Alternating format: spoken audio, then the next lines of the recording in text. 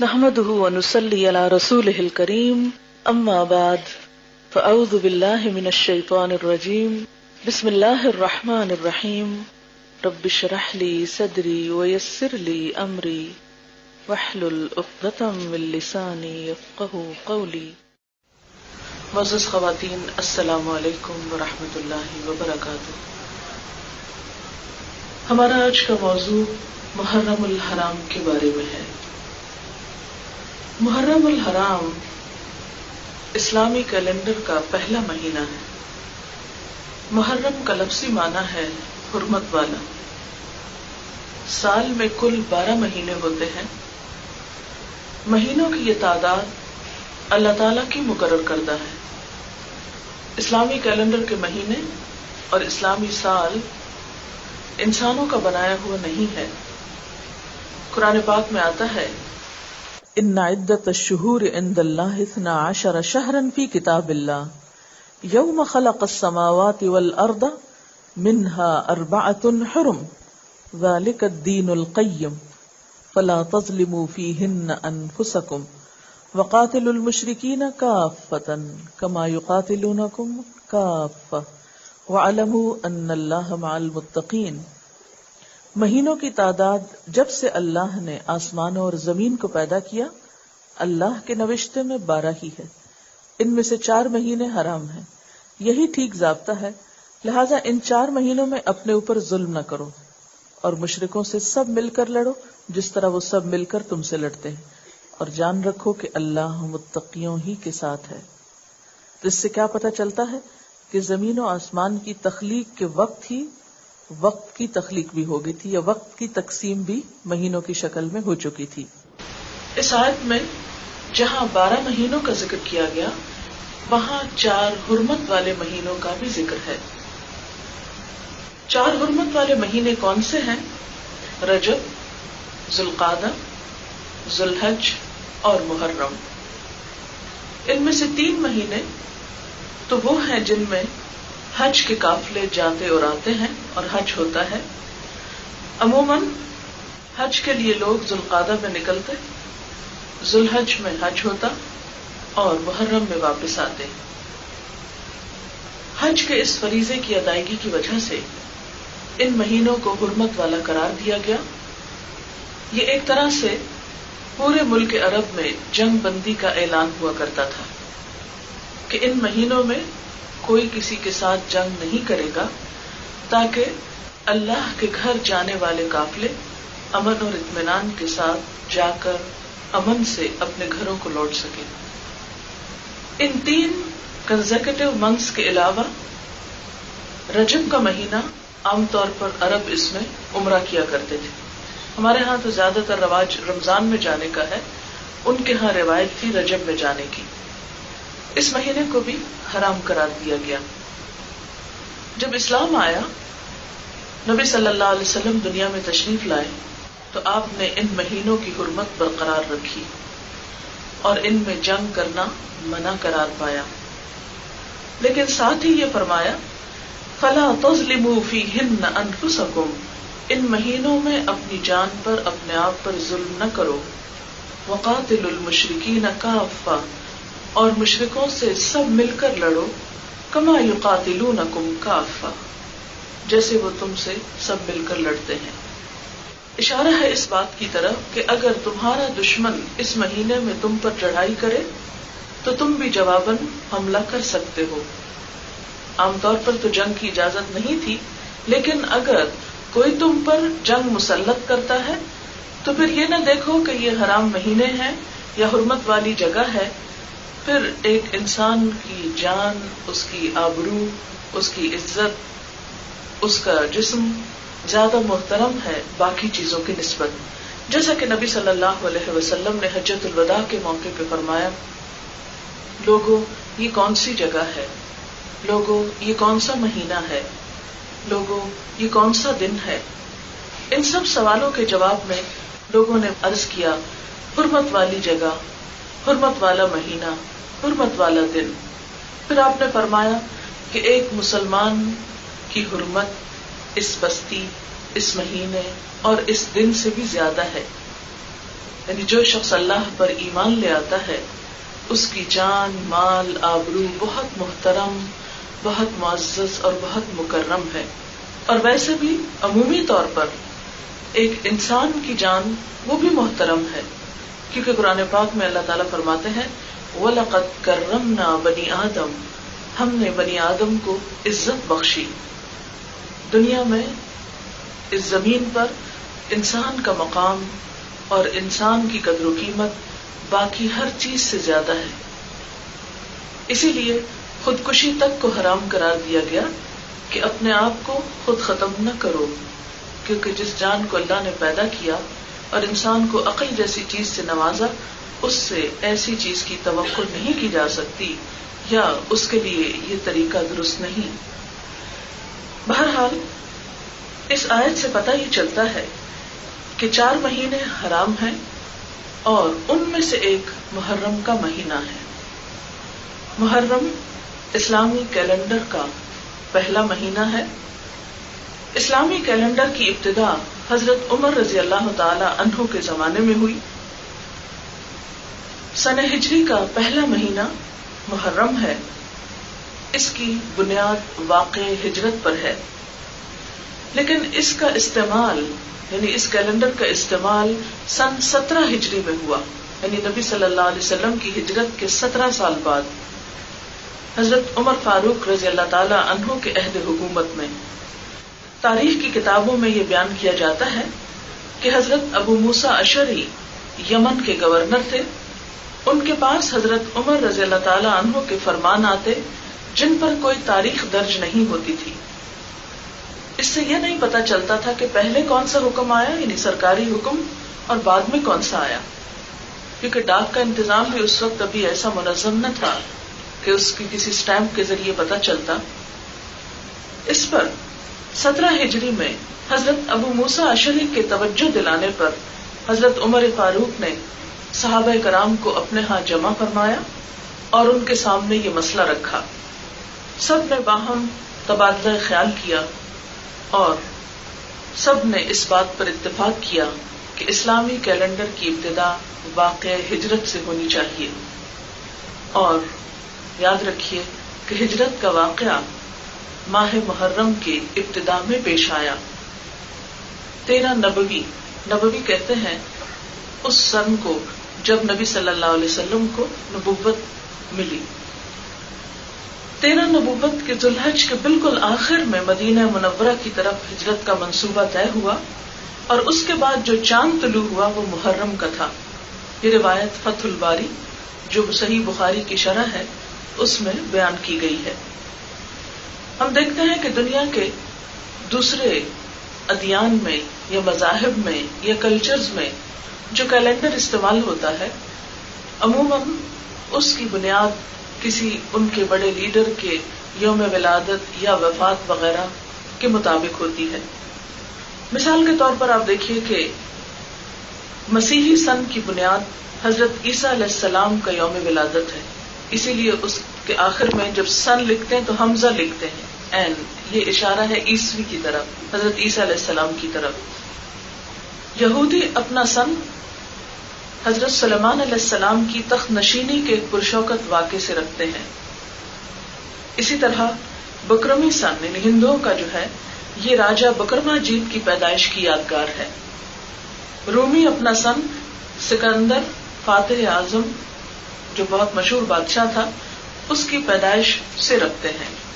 اسی طرح باقی مذاہب میں بھی ایسے ہی کچھ واقعات کیلنڈر کی بنیاد بنتے ہیں، لیکن اسلام اس لحاظ سے بہت ممتاز ہے کہ اس کے کیلنڈر کا آغاز اور ابتدا تاریخ کے ایک عظیم الشان واقعے ہجرت سے ہوئی. ہجرت کیا ہے؟ اللہ کی راہ میں اپنا مال، گھر بار، وطن، ہر چیز چھوڑ دینا، کیونکہ انسان کے بعد انسان کا دین اور ایمان سب سے قیمتی چیز ہے جس کی بنیاد پر اس کی آخرت کے بننے یا بگڑنے کا انحصار ہے. اس لیے جب ہجرت کا واقعہ کیلنڈر کی بنیاد بنا، اور آپ نے دیکھا ہوگا کہ جب ہم اسلامی مہینہ لکھتے ہیں تو اس کے آخر میں گول ہے ڈالتے ہیں جو ہجری کی انڈیکیشن کرتا ہے، ہجرت کی طرف رہنمائی کرتا ہے، اور مسلسل مسلمانوں کو یاد دلاتا ہے کہ جہاں کہیں تمہارے ایمان کا مسئلہ ہوگا وہاں تمہیں اپنا ایمان بچانے کے لیے کچھ بھی جو قربان کرنا پڑے تو کر گزرنا. اور یہی وجہ ہے کہ ہم دیکھتے ہیں کہ حضرت امام حسین علیہ السلام نے اس مہینے میں جو اپنی جان آفرین کے سپرد کی، وہ بھی دراصل اسلام ہی کی وجہ تھی، ایمان ہی کا بچانا تھا، اپنے اصولوں کی خاطر ہی تھی.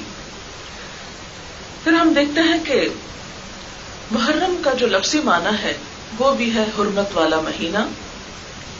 اس مہینے میں خاص طور پر کچھ حرمتیں رکھی گئیں جن کا میں آگے ذکر کروں گی. بخاری اور مسلم کی روایت ہے، آپ صلی اللہ علیہ وسلم نے اپنے حج کے خطبے میں فرمایا کہ زمانہ گھوم گھام کر اپنی اصلیت پر آ گیا ہے. سال کے 12 مہینے ہوا کرتے ہیں جن میں سے 4 حرمت اور ادب والے ہیں. 3 تو پے در پے ذوالقعدہ، ذوالحج اور محرم، اور چوتھا رجب ہے جو جمادی الاخری اور شعبان کے درمیان ہے.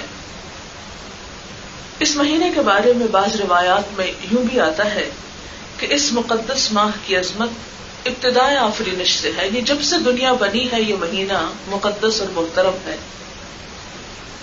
روایات میں آتا ہے کہ اسی ماہ میں اللہ تعالیٰ نے زمین، آسمان، پہاڑ، سمندر، لوح قلم، جبریل علیہ السلام اور دیگر فرشتوں کو پیدا کیا.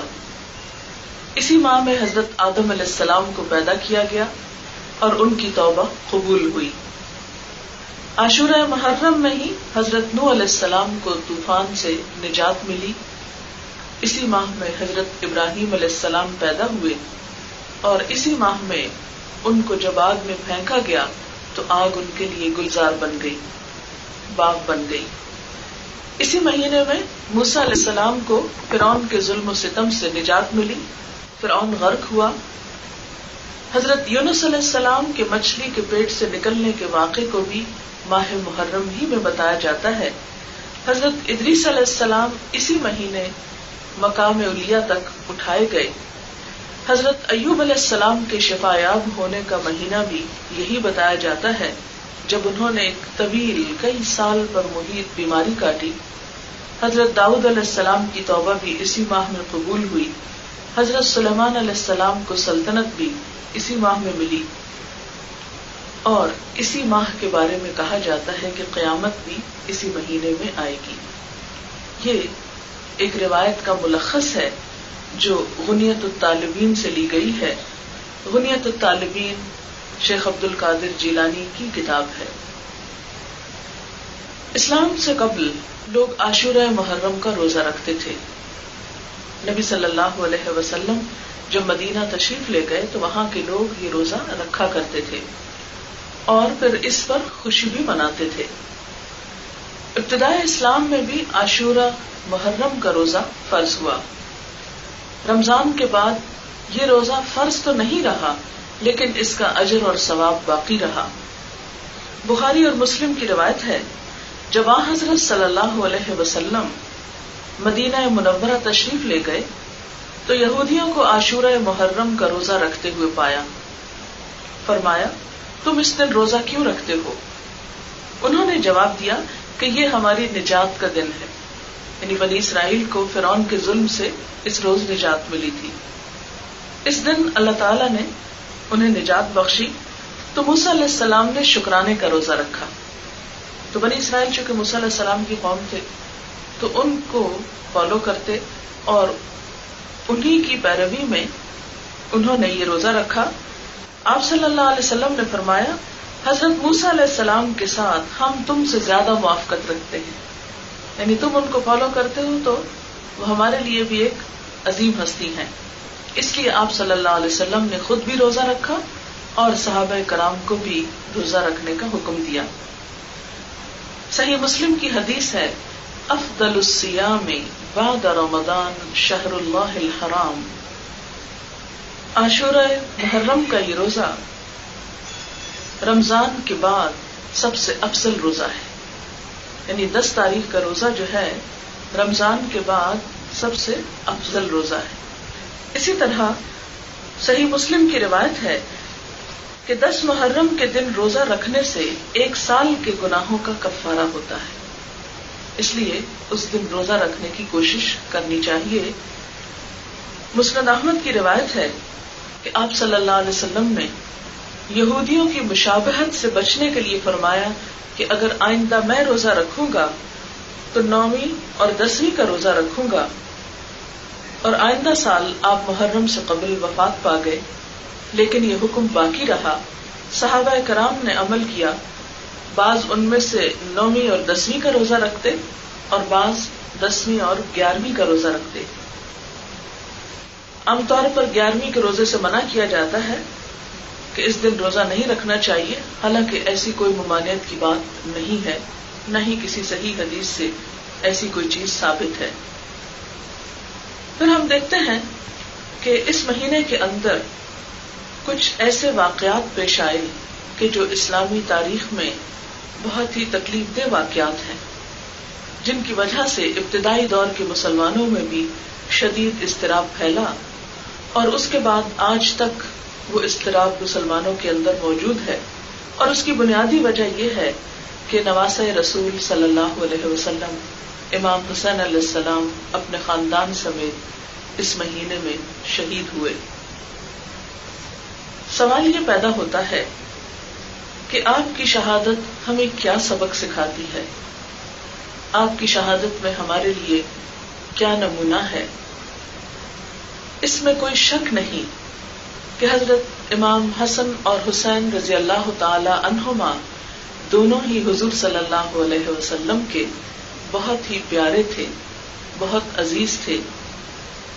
آپ ان کو جنت کے پھول کہا کرتے تھے۔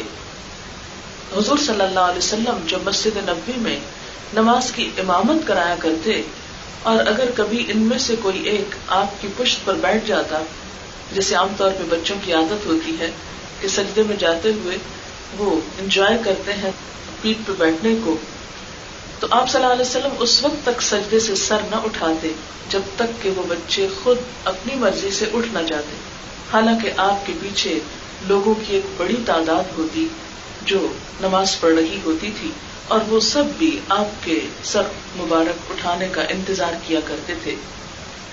اس سے پتہ چلتا ہے کہ نبی صلی اللہ علیہ وسلم کو ان سے کتنی محبت تھی۔ حضرت فاطمہ رضی اللہ تعالی عنہا کی محبت بھی کوئی ڈھکی چھپی بات نہیں۔ آپ جب حضور صلی اللہ علیہ وسلم کے گھر تشریف لاتی تو آپ کھڑے ہو کر ان کا استقبال فرماتے، ان کی پیشانی چوم لیتے، اور آپ صلی اللہ علیہ وسلم نے ان کو اپنے دنیا سے جانے کے بعد سب سے پہلے آ کر ملاقات کی بشارت دی، جو سچ ثابت ہوئی۔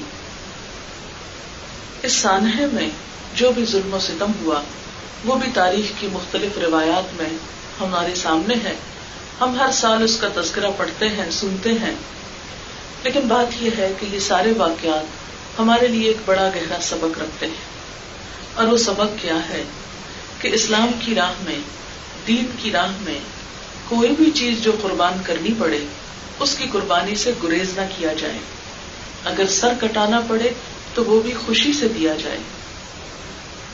پھر آپ دیکھیے کہ حضرت امام حسین کا مقابلہ دشمنوں سے نہیں تھا، یعنی کافروں سے نہیں تھا، مسلمانوں سے ہی تھا، اور مسلمانوں کے اندر کچھ ایسا اضطراب ہوا، کچھ غیروں کی ڈالی ہوئی ایسی غلط فہمیاں تھی کہ جن کی بنا پر 2 گروہ آپس میں ٹکرا گئے۔ تو اس سے کیا پتہ چلتا ہے کہ اگر دین کے راستے پر چلنے میں اپنے مسلمان بھی رکاوٹ بنے تو ان کی رکاوٹ کو بھی قبول نہیں کرنا چاہیے، ہمیشہ حق اور اصول ہی کا ساتھ دینا چاہیے۔ آج ہم اپنے معاشرے میں دیکھتے ہیں